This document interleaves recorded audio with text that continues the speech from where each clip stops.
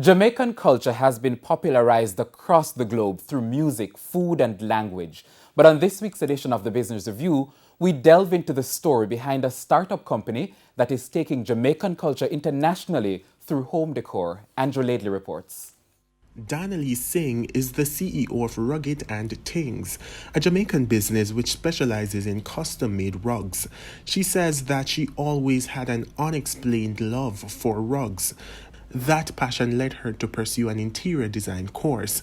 She used the knowledge gained to start her own business. But it's not any ordinary rug business. Ms. Singh explains that there's a unique twist to the items she creates. Here in Jamaica, we really don't have persons making tufted wool from scratch. We would normally get our goods from abroad. When I realized that we did not have any persons here in Jamaica doing something like that, really my motivation was to highlight Jamaica's culture. For me, money wasn't really the main drive for me to start this business, but in fact, just the love for our culture and being able to highlight our culture in a different way. And that's why the entrepreneur has made a serious effort to source her materials locally where possible. So it's made with acrylic wool. So I get my wool right here in Jamaica.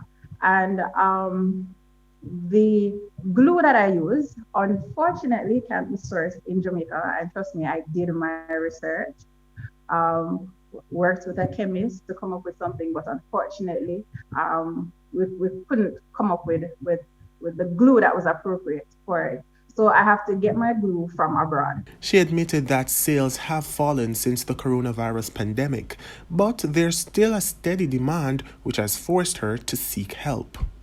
I have a designer, and I get help with making these mats because it's time consuming. Now, usually when a person should order a mat, it takes roughly 2 weeks to complete from start to finish.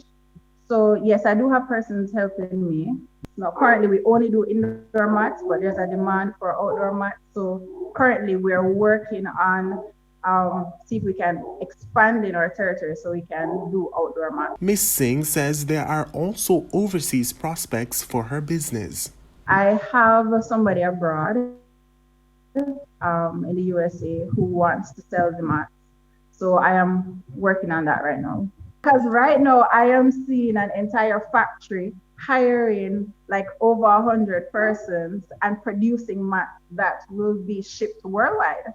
And that's where we're going. That's where we're heading. In the meantime, the entrepreneur had this advice for aspiring business owners. People who live off hopes and dreams, they are rarely successful, but what you have to do is to put action into place. So my advice is if you want to join this community, go ahead and do it. Let nothing stop you. Andrew Laidley, TVJ News.